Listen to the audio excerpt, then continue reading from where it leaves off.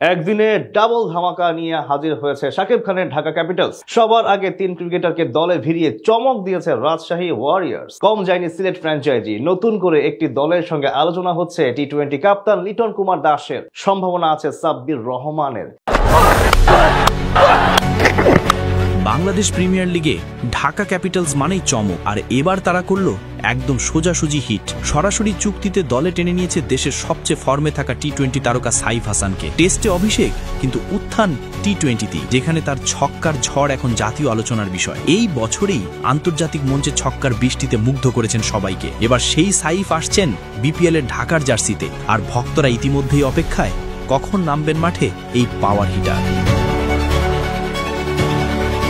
আসন্ন বিপিএলকে সামনে রেখে সরাসরি চুক্তিতে এক বড় চমক দিয়েছে ঢাকা ক্যাপিটালস। এবার তারা দলে ভিড়িয়েছে বাংলাদেশের তরুণ ওপেনার সাইফ হাসানকে। গত আসরে তিনি খেলেছিলেন রংপুর রাইডার্সের হয়ে, যেখানে 13 ম্যাচে 306 রান করেছিলেন 119.06 স্ট্রাইক রেটে। তবে সময় বদলেছে। টেস্ট দিয়ে জাতীয় দলে অভিষেক হলেও গত এক বছরে সাইফ নিজেকে রূপান্তর করেছেন একদম নতুন রূপে, টি-20র দাপুটে ব্যাটার হিসেবে।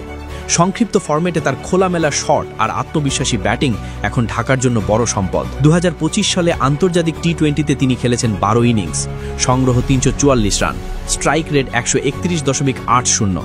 সবচেয়ে উল্লেখযোগ্য দিক হল তার 27টি ছক্কা, যা থেকে এসেছে মোট 162 রান, অর্থাৎ অর্ধেকেরও বেশি রান তিনি তুলেছেন শুধু ছক্কা মেরেই। এই বছর আন্তর্জাতিক ক্রিকেটে বাংলাদেশের হয়ে সর্বাধিক ছক্কা মারা ব্যাটারদের তালিকায় সাইফ আছেন তৃতীয় স্থানে, তানজিদ তামিম ও পারভেজ ইমনের পরেই।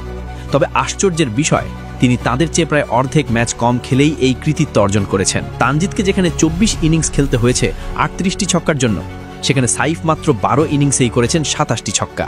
ঢাকা ক্যাপিটালসের এক সূত্র নিশ্চিত করেছে সরাসরি সাইনিংয়ের মাধ্যমে সাইফকে দলে নেওয়া হয়েছে। এর আগে একই নিয়মে তারা চুক্তিবদ্ধ করেছে জাতীয় দলের আরেক তারকা তাসকিন আহমেদকে। বিপিএল কর্তৃপক্ষের নিয়ম অনুযায়ী প্রতিটি দল সরাসরি সর্বোচ্চ 3 জন খেলোয়াড়কে দলে নিতে পারে। ঢাকার হাতে এখনও আছে আরও একটি সুযোগ। ঢাকার এই দলে এখন ব্যাট ও বল দুই দিকেই শক্তির ভারসাম্য স্পষ্ট। সাইফের আগমন ঢাকার টপ অর্ডারে এনে দেবে ধ্বংসাত্মক এক পাওয়ার হিটারের উপস্থিতি, যিনি ইনিংসের শুরুতেই প্রতিপক্ষকে চাপে ফেলতে পারেন। এবারের বিপিএল এর অর্থাৎ 12তম আসরের উদ্বোধন হবে 19 ডিসেম্বর 2025 এবং ফাইনাল অনুষ্ঠিত হবে 16 জানুয়ারি 2026। মোট 5টি দল অংশ নিচ্ছে এবারে। কয়েকটি দলের নামও পরিবর্তন করেছে বিসিবি। চট্টগ্রাম কিংস এখন চট্টগ্রাম রয়্যালস, রাজশাহী হল রাজশাহী ওয়ারিয়র্স, আর সিলেটের নতুন নাম সিলেট টাইটান্স। সব মিলিয়ে ঢাকা ক্যাপিটালসের নতুন সংযোজন সাইফ হাসান নিয়ে তৈরি হয়েছে তুমুল উত্তেজনা। ভক্তদের প্রত্যাশা, এবার হয়তো সাইফের ব্যাট থেকেই জন্ম নেবে বিপিএল এর সবচেয়ে বড় ছক্কার গল্প।